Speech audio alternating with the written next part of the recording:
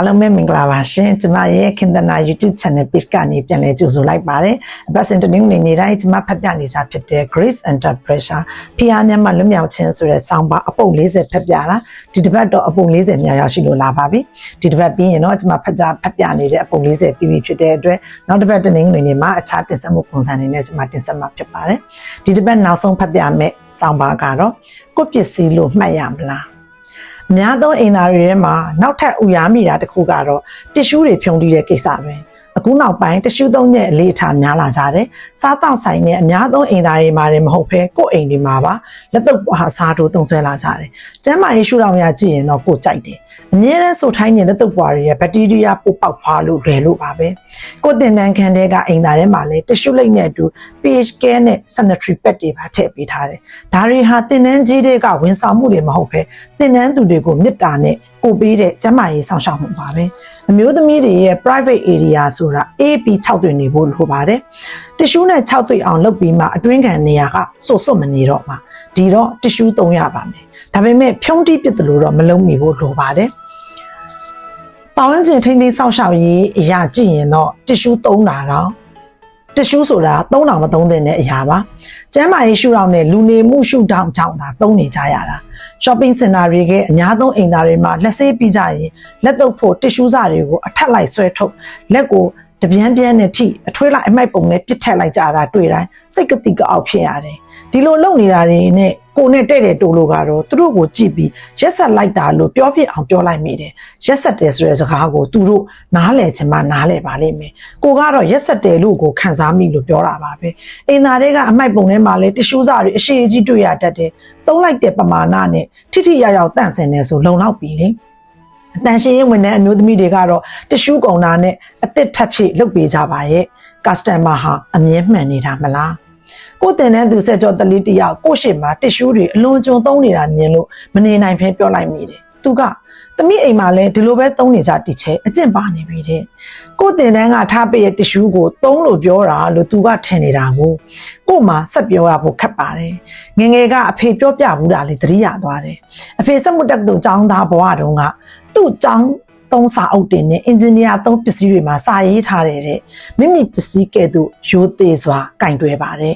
အဖေတို့တငယ်ချင်းတယောက်ကသူများပစ္စည်းတွေဆိုရင်အမြဲပြောက်တယ်သူ့အခန်းထဲမှာလည်းရှုပ်ပွားနေအောင်နေတတ်တဲ့သူတွေဒါကြောင့်သူပစ္စည်းလာငှားရင်အဖေကကိုပစ္စည်းလို့သဘောထားကင်ပါဗျာလို့သတိပေးလေရှိတယ်တဲ့တခါမှတော့အဲ့တငယ်ချင်းကပြန်ပြောတယ်တဲ့ကျွန်တော်ကကိုပစ္စည်းလို့သဘောထားကင်လို့မရဘူးဗျ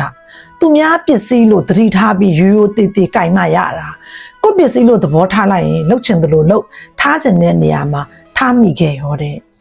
အဖေတငယ်ချင်းရဲ့ဒီစကားဟာအရွယ်ရောက်လာမှကိုခေါင်းထဲမှာအလင်းလက်ခဲ့ရတယ်ဟုတ်တာပေါ့သူတစ်ပါးပစ္စည်းတွေကိုကိုပစ္စည်းလို့သဘောထားပြီးပစ္စလက်ခတ်ပိုင်ဆိုးပိုင်နေလှုပ်တတ်တဲ့အကျင့်တွေကြောင့်ပြည်သူပိုင်ပစ္စည်းကိုတာဝန်ယူထိမ့်သိမ်းကြတဲ့နေရာရောက်တဲ့အခါကိုပစ္စည်းလို့အလွဲသုံးစားလုပ်ပစ်လိုက်ကြတာတွေဌာနပိုင်ကားငါကားလို့သဘောထားပြီးကိုမိသားစုရေးကိစ္စတွေယူသုံးနေကြတာတွေဌာနပိုင်မြေငါမြေလို့သဘောထားပြီးမိသားစုအကျိုးစီးပွားအတွက်အဆောက်အဦတွေစောက်ပစ်ကြတာတွေကျင်သားပါလာတာများလာတဲ့အခါမှာပြည်သူပိုင်တန်ရန်ဇာတငါတန်ရန်ဇာတအထိထင်လာကြတာတွေသူတစ်ပါးအများပြည်သူပိုင်ဆိုင်သမျှကို့အပိုင်ပစ္စည်းလို့သုံးဆွဲလာတတ်ကြတော့တာပါပဲဒါတွေရဲ့အခြေခံဟာအထက်မှာပြောခဲ့သလိုအများသုံးနေရာကတ िश ူတွေဖြုံးနေတာကိုအခြေခံပါတယ်လို့ကိုကတော့ဆိုချင်ပါတယ်ဒီလိုအဖြစ်တွေကိုလစ်လို့မရှုကြဘူးအားလုံးမှာတာဝန်ရှိပါတယ်ကျင့်ဝတ်မဲ့စီကံဖောက်တဲ့ customer တွေကိုအမြဲမှန်ခွင့်မပေးရဖို့လိုပါတယ်တ िश ူဖြုံးရတဲ့ကိစ္စလိုမျိုးမှာတန်ရှင်းရေးအမျိုးသမီးတွေကိုပြောရေးဆိုခွင့်ပေးထားရင်ပြုံးတီးမှုတွေရောကြနိုင်ပါတယ်73စီဆိုင်တွေမှာကားအလှည့်ကျော်ရင်ခွင့်ပြုမပေးဖို့စီဆိုင်ကတာဝန်ခံတွေကိုမြင်းပယ်ခွင့်ပေးထားကြတဲ့အခါဘယ်ကားမှအလှည့်မကျော်ရဲကြတာတာရခပါပဲအချုပ်ဆိုရရင်မိမိပစ္စည်းကိုပဲရိုသေနေလို့မရပဲသူတစ်ပါးပစ္စည်းကိုမိမိပစ္စည်းကဲ့သို့လို့ပစ္စလက်ခတ်အလွဲသုံးစားမလုပ်လိုက်ဖို့လည်းလိုပါတယ်ဒါအပြင်ဒီလိုအလွဲသုံးစားလုပ်တတ်သူတွေကိုလည်းထောက်ပြဟန်တာတတ်ဖို့လိုပါတယ်ကိုနဲ့မဆိုင်တယ်လို့နေခဲ့ကြမီလို့ချစားခံရတာတွေများလာပြီလေဒါဒီတစ်ပတ်နောက်ဆုံးဖတ်ပြတဲ့ဆောင်းပါးလေးကတော့နည်းနည်းတူပါတယ်เนาะကိုပစ္စည်းလို့မှတ်ရမလားလို့ဒါကလည်းကျွန်မဒီမှာရေးပြတယ်လို့ပဲshopping mall တွေသွားရင်ကျွန်မအရှေ့မှာလည်းရေးခဲ့တယ်မှာပါတယ်တန်းစီတဲ့စနစ်ကို လူငယ်လည်းမလုပ်ဘူးလူကြီးလည်းမလုပ်ဘူးတွိုင်းလက်ထဲမှာအထူးသဖြင့်အမျိုးသမီးတွိုင်းလက်ထဲဟာဆိုရင်ပို့ပြီးလူဆောင်ရတယ်ဘာလို့လဲတော့မသိဘူးမျိုးသမီးဥယျာဉ် shopping mall လာတာများလို့လားမသိဘူးပေါ့နော်မျိုးသားတွိုင်းလက်ဘက်ကိုကြည့်လိုက်ရင်သူတို့ဘက်မှာအဲ့လိုတန်းစီရအသိမရှိဘူးအဲ့တော့မျိုးသမီးဘက်ကိုကြည့်လိုက်ရင်တန်းစီရတဲ့အရှိန်အဲ့ဒီမှာတန်းစီပဲကြော်တဲ့အကျင့်ပေါ့နော်အဲ့ဒီအကျင့်လေးလဲကျွန်မသဘောမကျလို့တွေ့ရင်တော့ကျွန်မပြောတယ် Q တော့တန်းစီပါလို့နောက် tissue ပေါ့ tissue ကိုအရှိတယောက်သွားလို့ကျွန်မတွိုင်းထဲဝင်လာရင် tissue ကဒီလိုဆွဲတဲ့ခါမှာတွိုင်းတဲ့ထဲမှာအလိပ်ရှိတယ်အဲ့အလိပ်ရှိကိုအများကြီးဆွဲပြီးတော့သူတို့ပစ်ချတဲ့အမှိုက်ပုံထဲမှာတတိချာလည်းရေမစိုးဘူးပြောရရင်အသက်နီးပါးလွတ်ပစ်ခဲ့တာပေါ့နော်အဲ့တော့ကိုသုံးမဲ့ area နဲ့ယူတဲ့ tissue လုံလောက်ရင်ရပြီလေအဲ့ဒါတွေ့ပြီးအပင်ထွက်တဲ့ခါကျလက်ဆေးတဲ့နေရာမှာလည်းရေဆေးပြတာနဲ့ထားပြီး tissue ပြန်ပုံးလေးကိုဆွဲပြတာနဲ့တခြားတော့တာမဖတ်လုပ်ပြန်တယ်ဘုံဆိုပြစ်ထည့်လိုက်တာအခုနောက်ပိုင်းတော့အဲ့လိုtissue ဖြုံးတဲ့ဓာတ်တွေမခံနိုင်လို့လားမသိဘူးသူတို့အချောက်ခံလေးမှုတ်ဆက်ကိုပဲထားပြီးတော့ tissue ထားတာမတွေ့ရတော့ကောင်းတယ်ကျမကတော့သဘောတူတယ်အဲ tissue ကိုကျမကိုယ်တိုင်ကလည်းသုံးတာကြိုက်တယ်အထူးသဖြင့်အမျိုးသမီး private area ဟာစိုးထိုင်းနေရင်နဲ့တလည်းမကောင်းဘူး bacteria ပိုးလေးပေါက်ဖွားဖို့အများဆုံးဖြစ်နိုင်တယ်ဒီအတွက်ကျမရဲ့ဂျင်မှာလည်းကျမဒီ hygiene နဲ့ပတ်သက်လို့တိတိကျကျအမျိုးသမီးတည်တံ့လည်းဖြစ်တာဖြစ်တဲ့အတွက်တိတိကျကျလည်းကျမကိုယ်တိုင် service ပေးတယ်ဆက်ကြောသက်အရွယ်ကျမသမီးအရွယ်တွေကိုလည်းရှင်းပြပြတယ်ပေါ့ဒါပေမဲ့အဲ့ဒါကသုံးတာလည်းမဟုတ်ဘဲနဲ့ဖြုံးတဲ့အဆင့်ရောက်လာတဲ့အခါမှာအရှိရပြောသလိုပေါ့ကိုပစ္စည်းမလို့သုံးတာလားကိုပစ္စည်းမဟုတ်ဘူးသုံးတာလားဆိုတဲ့အငင်းပွားစရာနှစ်ချက်ရှိရပေါ့ကိုယ့်အိမ်မှာတ िश ူးသုံးနေတာဖြုံးနေတာအကျင့်ပါလို့သူများနေရာမှာလည်းဒီအကျင့်ကိုမလျှော့နိုင်တော့ဘူးပေါ့နောက်လက်ဖေးဆိုင်တွေမှာအများဆုံးတွေ့ရတာပေါ့အဲ့ဒါနေတစင်စင်တဲ့ရတော့လွယ်ကူဖြုံးတတ်တဲ့အကျင့်ကနေကျမပြောသလိုကျမအဖေရဲ့တငယ်ချင်းလို့ပေါ့သူပစ္စည်းလို့သဘောထားပြီးကြိုင်လို့မဖြစ်ဘူးသူများပစ္စည်းလို့ရိုးတည်ကြိုင်မှဖြစ်မယ်ပေါ့ဒီကနေကျမဆွဲယူသွားတဲ့အကြောင်းကတော့အကျင့်ပြတ်ခြားစားမှုထိကျမဆွဲယူသွားတာပေါ့ဒါဟာဘာလို့လဲဆိုတော့ပြည်သူပိုင်းပစ္စည်းကိုသူတို့ပစ္စည်းလို့ပေါ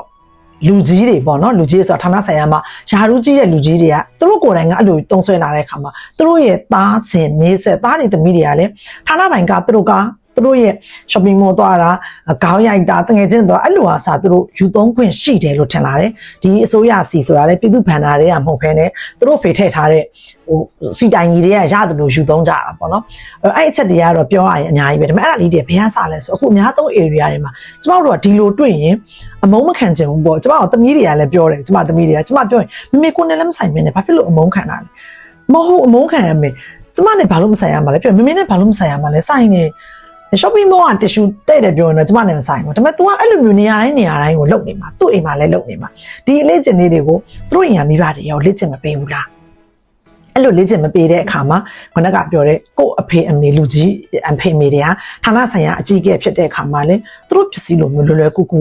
တုံးတက်တဲ့အကျင့်ပေါ့အဲ့ဒါနေပြောရရင်တော့ကျမအရှင်ရေးခဲ့တယ်လို့ပေါ့နော်ဒါတွေကပြောရင်တော့မိကိုကြွချောက်အစုံမဲ့ခံတာမဟုတ်ပါဘူးဒါပေမဲ့ကိုယ့်ပစ္စည်းလို့မှတ်ရမလားဆိုတော့ခေါင်းစဉ်နဲ့ကျမပြောချင်တဲ့အဓိကအကြောင်းကတော့အကျင့်ပြတ်ခြားစားမှုတွေထိကျမတို့ကရောက်သွားတဲ့အကြောင်းရင်းကကျမတို့ message မှာမြင်တွေ့နေတာဟောကျမတို့မပြောရတဲ့နှစ်ချက်ပေါ့နော်ကိုကဟောပေါ့ဝင်တရားရူးငယ်နေပြီးယာရူးကြီးရဲ့လူဖြစ်လို့မပြောရတာဒါမှမဟုတ်ရင်လည်းဘာမှမသက်ဆိုင်မိမယ်အခုမှတွေ့ရတဲ့နေရာတွေမှာကိုညိုညင်သွားမှာကိုမုန်းမှာဆိုလို့မပြောရတာအဲ့မပြောရဲတာမပြောဝင့်တာတွေနဲ့လွှတ်ထားရင်နဲ့ကျူးလွန်သူတွေဟာကျူးလွန်ရဲလာပြီးတော့ထိမ့်မနိုင်သိမရဖြစ်တဲ့ပြောရင်ပြည်သူ့ဘဏ္ဍာငါဘဏ္ဍာပြည်သူ့ပိုင်ပစ္စည်းငါပစ္စည်းနဲ့ပြည်သူတယံဇာတာကိုတယံဇာထထိပါလုံရဲလာကြတာဟာဒါကြောင့်လို့တော့ကျွန်မထင်ပါတယ်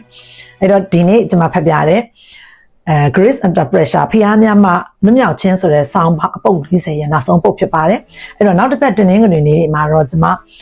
မပြောချင်တဲ့အကြောင်းအရာလေးတွေပေါ့ကျွန်မစိတ်ထဲခံစားမိတဲ့သူတရတကျွန်မဖတ်ဖူးတဲ့ဝတ္ထုတွေနဲ့ချိတ်ဆက်ပြီးတော့ကျွန်မဟောပြောတဲ့ပုံစံလေးတင်ဆက်ပါမယ်ကြည့်ရှုအားပေးကြပါအောင်လို့တောင်းဆိုပါတယ်အဲ့တော့ဒီတစ်ပတ်ကတော့ဒီနေ့ပြောတဲ့အကြောင်းအရာကတော့ Grace Under Pressure ဖျားများမှလွတ်မြောက်ခြင်းဆိုတဲ့အပုပ်40ပြီးဆုံးခြင်းဖြစ်ပါတယ်အပုပ်40လုံးစောင့်မျှော်နားထောင်ပြီးခဲ့ကြတဲ့ကျွန်မရဲ့ YouTube စာနာထောင်သူမိတ်ဆွေများကိုကျေးဇူးထူးတင်ပါတယ်မိတ်ဆွေတို့နားထောင်ပြီးစောင့်မျှော်နားထောင်နေတယ်ဆိုတာလေးကိုသိုံနဲ့ပဲကျွန်မဒီတစ်နှစ်နီးပါးအထိကျွန်မပြောရင်ဇွဲရှိနိုင်တာပါအဲ့လိုမဟုတ်ရင်ကျွန်မဇွဲရှိဖို့ဆိုတာမဖြစ်နိုင်ပါဘူးအဲ့အတွက်အားလုံးကိုကျေးဇူးတင်ပါတယ်